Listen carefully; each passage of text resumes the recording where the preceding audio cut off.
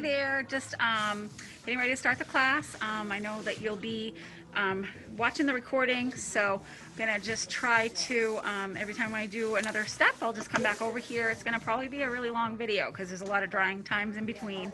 But the good news is if you're watching the replay, you can hit the fast forward button. So bear with us as we are doing the class in studio simultaneously, so we're still waiting for people to show up.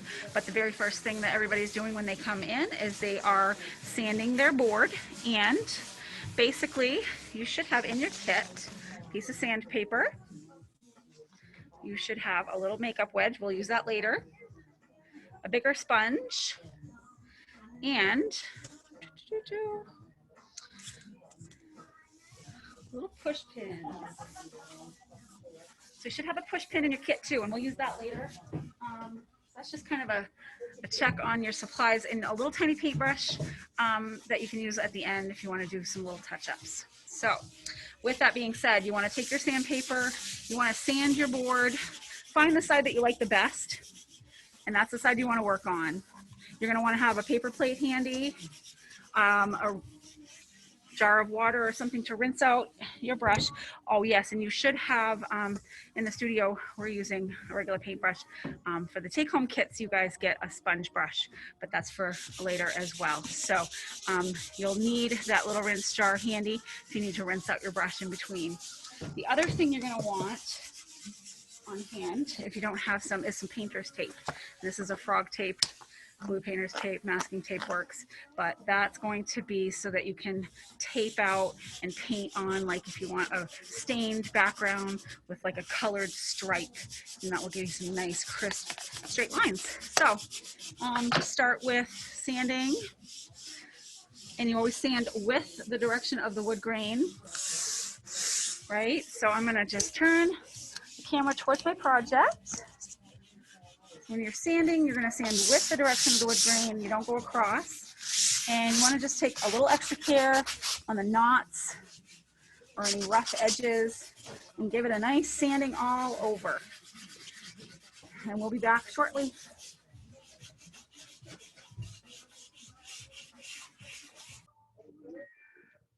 Okay, so once you've sanded, I take a dry paper towel and just wipe off the loose sawdust. And I'm going to take your painter's tape. And let's say you want the top half to be stain and the bottom half to be a color. Some people might do stain, and color. You can think about what you want your layout to be. I'm just going to keep it really simple. I'm going to just tape kind of in the middle. I want you to tape long enough so it wraps around the ends. Set it down real well.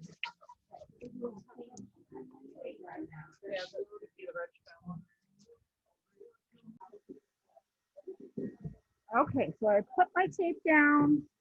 I've wet my sponge, squeezed it out real well.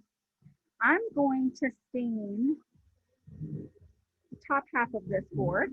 So because I'm going to stain the top half, I'm just going to dampen the edge of my frog tape. That's only if you have frog tape. If you're just using regular masking tape, you don't have to do this.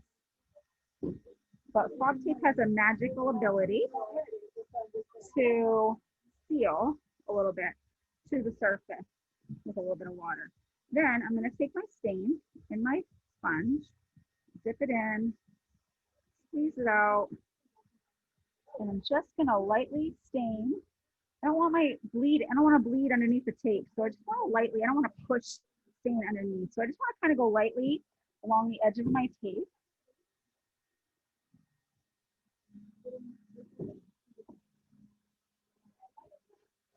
And then I'm just going to continue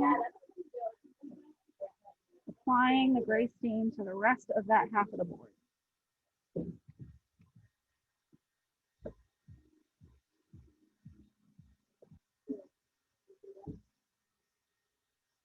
And then make sure that you stain right around the edges of your board.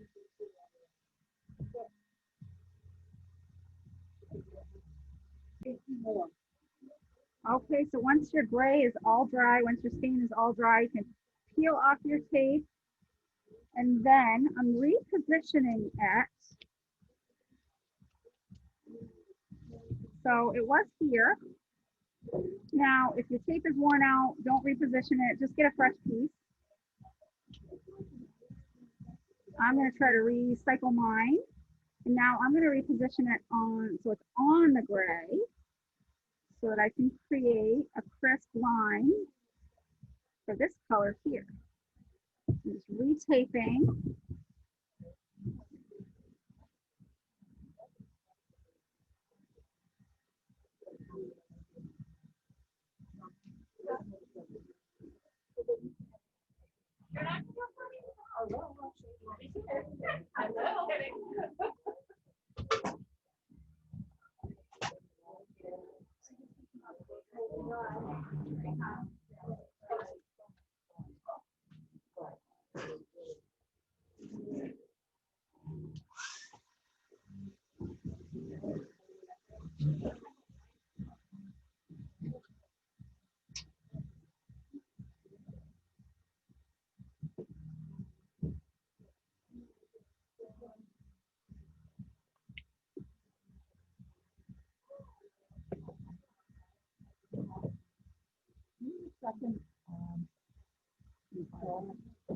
I don't. Oh, well, I'll see if it works.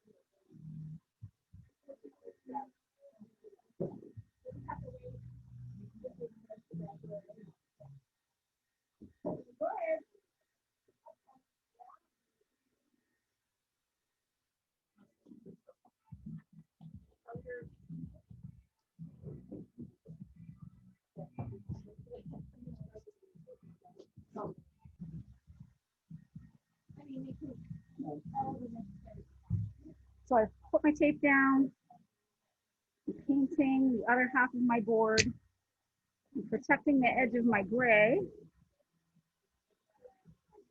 It's okay if you overlap the gray a little bit with your tape, because this paint color is going to cover that gray. It'd be hard to get them to match up perfectly. And I'm just going to paint this whole rest of my board with this color.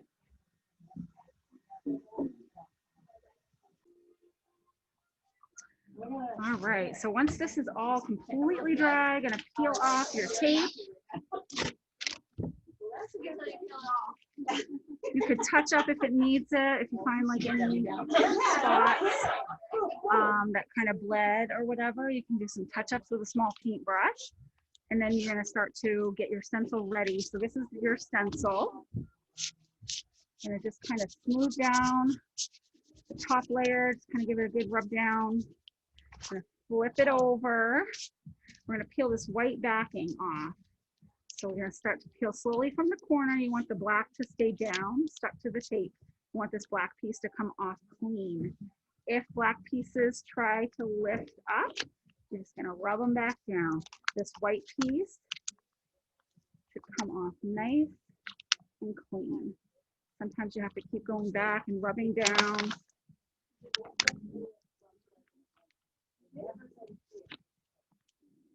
Peel that white piece right off. So now you can figure out where you want your stencil to go.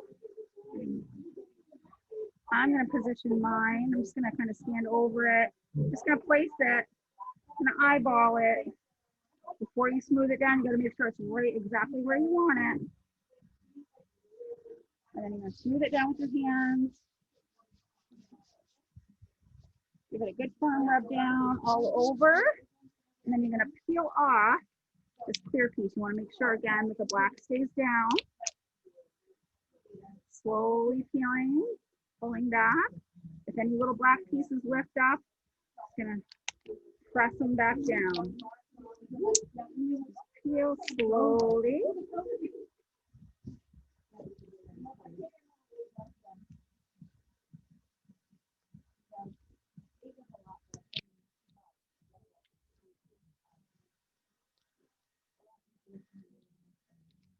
any spots lift up or any little bubbles around the edges of your letters, just want to kind of press them down. I usually trace my finger all around the letters and just making sure that it's sealed down to the board real nice so that when we go to paint, the paint won't bleed under the stencil. We'll get some nice crisp lines. Kind of give that a rub down.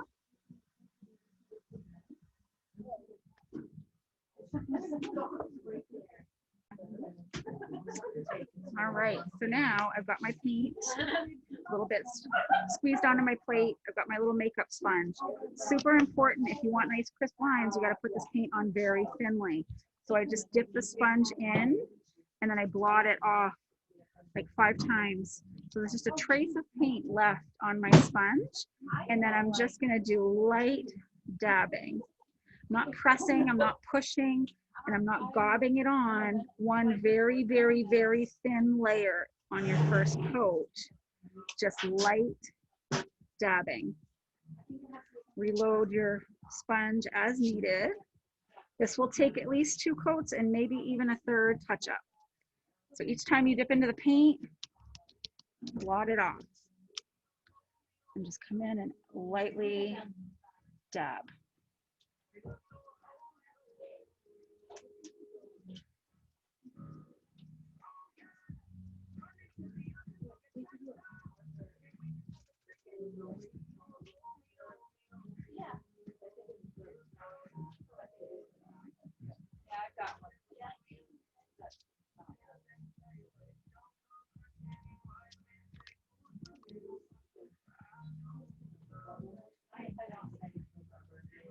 Let that first coat dry.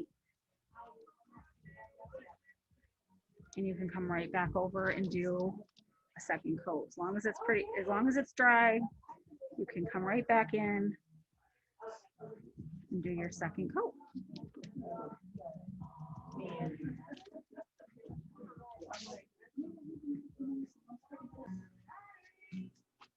Okay, so you've got your final coat of paint on. You're happy with it. You can peel off your stencil now. I use the little push pin and just kind of gently lift under the vinyl to help get it started. And I just peel off that stencil. And then you got all the little centers of your E's and O's. You gotta take that little push pin and just carefully, you don't want to gouge your wood. Just want to carefully lift underneath and pick those little bits out. Just like that. Ta-da! And if you notice that you've had some bleeding, like if you looked really closely at my O, there's a little bit of white paint that kind of zhuzhed out there. I'll take a little tiny paintbrush with some of my teal color and I'll just brush that and kind of touch up any spots that need it. And you should have gotten a tiny little brush in your kit to do just that. So that is it. At this point, you would leave it to sit. Usually I like seal it the next day with a clear coat sealer. I use a polyacrylic spray. It's best to do it outdoors on a nice day if you can. A couple coats that will protect it from the elements if you're going to put it in the elements. And I just think it gives a nice finish. Now, the next thing you're going to do is you've got to hang something on the back so that you can hang this thing.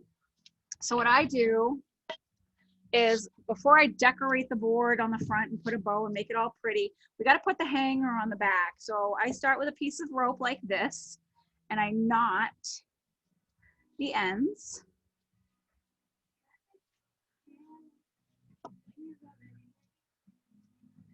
Just like that. Okay. And then I kind of just make sure that I find the top of my sign. I just lay the rope out kind of like that. And I'm going to get my, I'm going to flip it towards me. It's a little bit easier. And I use a staple gun. Use what you have. And I'm going to just put a staple or two right through that rope right there, just above the knot. So then when it's hanging, it can't pull through because that knot's going to stop it. So I'm just going to staple that big piece of rope on. Because it's a big, thick rope, I'm going to put a couple staples just for good measure. Just like that. Once that's on, you can flip it back over and you can start to decorate it.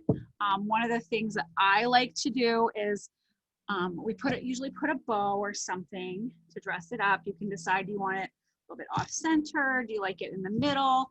I'm kind of a asymmetrical girl, so I'm gonna put it kind of off center over here.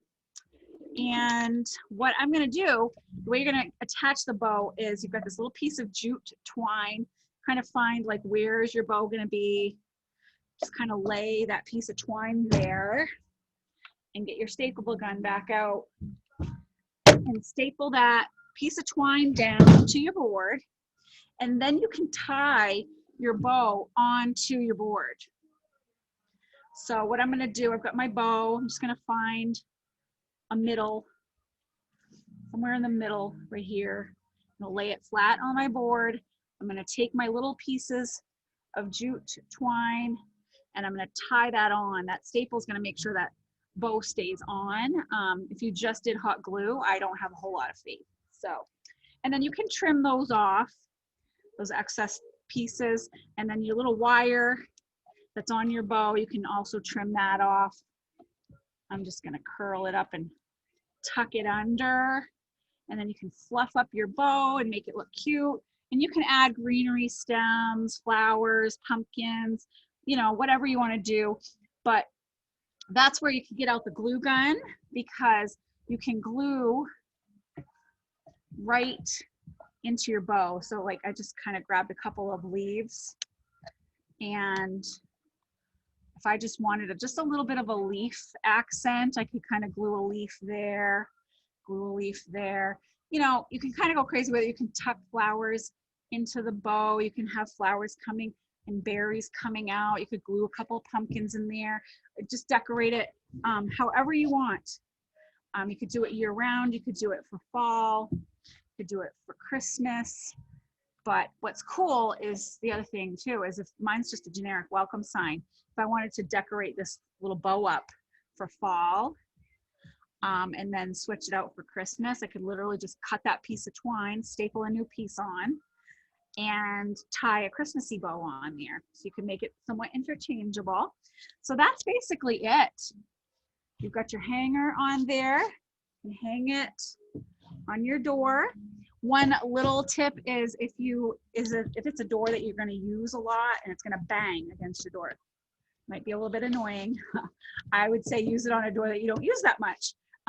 You can put little felt pads underneath right here where the edge would be hitting the door, and that will help protect your door. So, and that is it. I hope you guys send us some pictures of your finished sign. I'm gonna hold mine up. I'm gonna still do some more embellishments on mine, but that's what's gonna go on my door. And so thank you so much for joining. And if you have any questions, feel free to shoot us a message or give us a call. Thanks so much. Have a great night.